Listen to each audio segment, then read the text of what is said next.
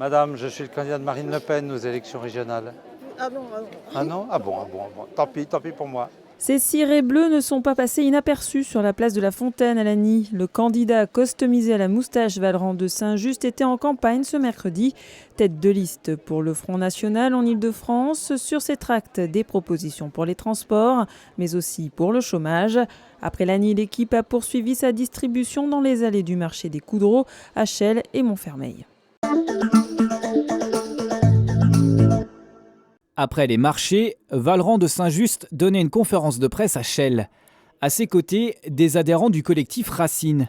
Ce mouvement d'enseignants lié au Front National lançait ce mercredi son antenne 77. Créé il y a 2 ans, ce collectif milite pour le redressement d'une école républicaine en grand péril, selon ses membres.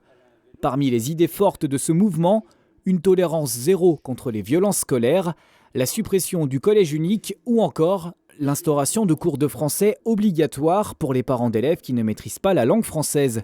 Autant de changements qui passeraient par un renouvellement politique. Nous sommes associés à un parti politique qui veut accéder à l'exécutif suprême et à mi-parcours, dès prochainement en réalité, aux exécutifs régionaux. Nous avons une conviction parmi d'autres qui est qu'on ne pourra redresser l'école et l'université qu'à la condition d'un accès aux responsabilités à l'exécutif suprême. Le collectif Racine compte environ 1500 adhérents, dont 40% qui ne seraient pas encartés au FN. En Seine-et-Marne, ils sont une petite vingtaine. Les enseignants qui acceptent de témoigner sont des conseillers municipaux FN du secteur. Les autres préfèrent garder l'anonymat. Émeric Durox gère la toute nouvelle section locale seine-et-marnaise. Ce prof d'histoire à Fontainebleau a pris sa carte au front seulement cet été, puis rejoint dans la foulée le collectif Racine.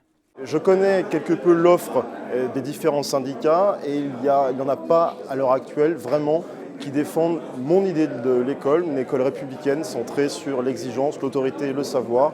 Et a priori, j'ai bien regardé sur ma droite et sur ma gauche, il n'y avait que le collectif Racine pour proposer de sauver ce qui est encore sauvable.